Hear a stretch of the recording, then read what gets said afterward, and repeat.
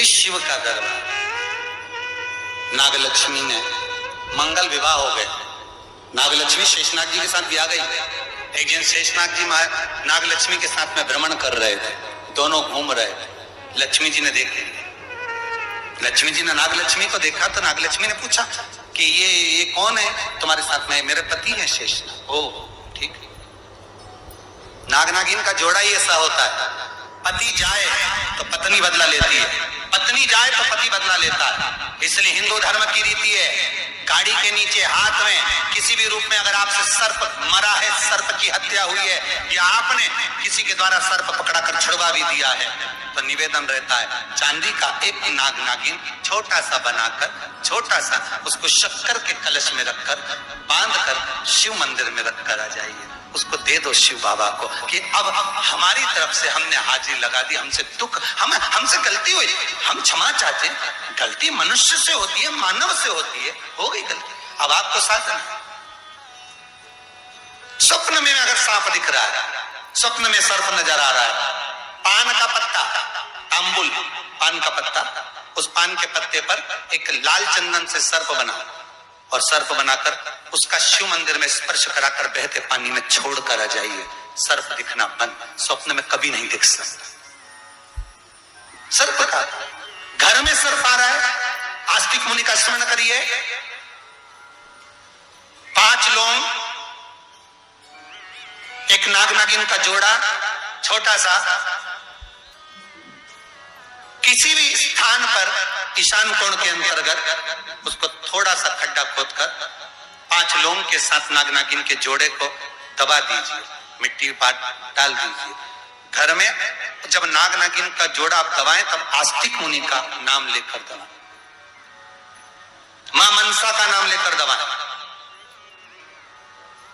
जो नागों की बहन है, उस मनसा देवी का स्मरण कर उसको डाल दी। आज भी हमारे यहाँ हिंदू धर्म नीति है, जब पहला कालम नए मकान का पहला कालम जब भराता है, उसमें तांबे के कलश में नाग नागिन रखकर, कमलगट्टा रखकर, अमरबेल रखकर, थोड़ी सी सरसों रखकर उसका पूजन कर पहले कालम के अंदर, जो पहला कालम भराएगा, गड्ढे का पहला जो सरिया रखाता है, कालम भराता है, वास्तु पूजन के हिसाब से उसमें रखा जाता है। और वो तो वो उसके रखने के बाद भी जब मकान का मुहूर्त होता है तो वास्तु पूजन में नाग नागिन का जोड़ा रखाता है, वो भी उस मकान में कहीं ईशान के अंतर्गत उसको दबाया जाता है।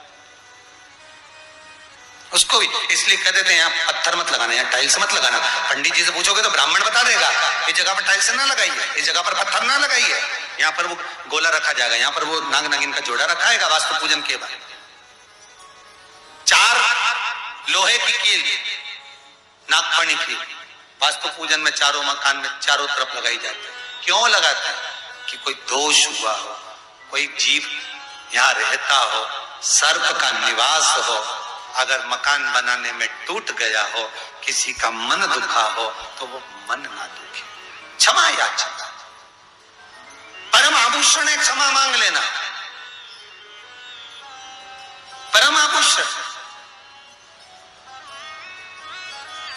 गलती करो तो क्षमा मांगने में देरी ना करो। हो गई गलती, हो क्षमा है, हम क्षमा मांगो। हे शंकर, हे शंभु, हे त्रिकालदर्शी, हे कैलाशी, हे अविनाशी, क्षमा करो, गलती हो। तेरा ही दिया मैंने, खाया पिया है, तेरा शुक्रिया, तेरा शुक्रिया। मुझे भोले बाबा ने बहुत दे दिया है, तेरा शुक्रिया,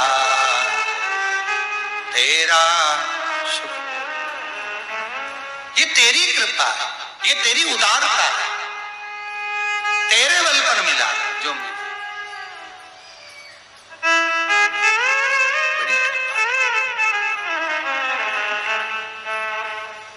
बस भाव वही, मेरे भोले तेरा सहारा है, मेरी नैया का तो किनारा। संसार सागर सागर में तूने जन्म तो दे दिया, तूने पैदा भी कर दिया, इस मनुष्य की देह को भी दे दिया, और शंकर सहारा